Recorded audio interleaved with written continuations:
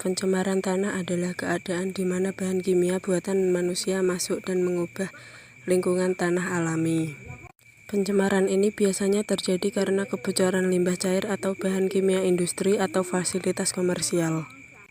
Penggunaan pestisida, masuknya air permukaan tanah tercemar ke dalam lapisan subpermukaan. Kecelakaan kendaraan pengangkut minyak, zat kimia atau limbah, air limbah dari tempat penimbunan sampah, serta limbah industri yang langsung dibuang ke tanah dengan tidak memenuhi syarat illegal dumping.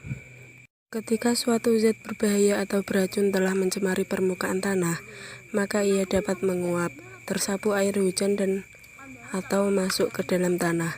Pencemaran yang masuk ke dalam tanah kemudian terendap sebagai zat kimia beracun di tanah.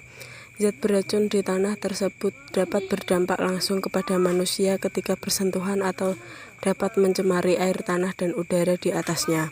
Paparan kronis atau secara terus-menerus terhadap benzena pada konsentrasi tertentu dapat meningkatkan kemungkinan terkena leukemia. Pada kesehatan sunting, dampak pencemaran tanah terhadap kesehatan tergantung pada tipe polutan, jalur masuk ke dalam tubuh, dan kerentanan populasi yang terkena. Kromium, berbagai macam pestisida dan herbisida merupakan bahan karsinogenik untuk semua populasi.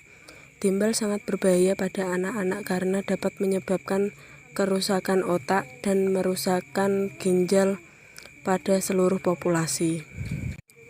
Merkuri atau air raksa dan siklodienat dikenal dapat menyebabkan kerusakan ginjal, bahkan tidak dapat diobati.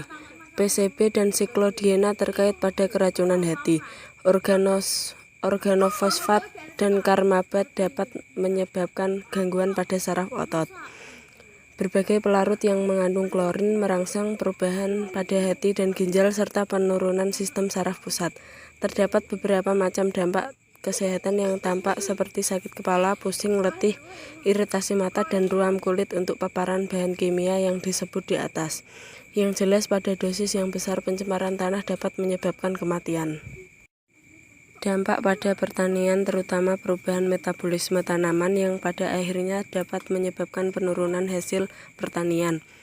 Hal ini dapat menyebabkan dampak lanjutan pada konservasi tanaman di mana tanaman tidak mampu menahan lapisan tanah dari erosi. Beberapa bahan pencemar ini memiliki waktu paruh yang panjang, dan pada kasus lain-lain bahan-bahan kimia derivatif akan terbentuk dari bahan pencemar tanah utama. Sekian dari saya, terima kasih. Wassalamualaikum warahmatullahi wabarakatuh.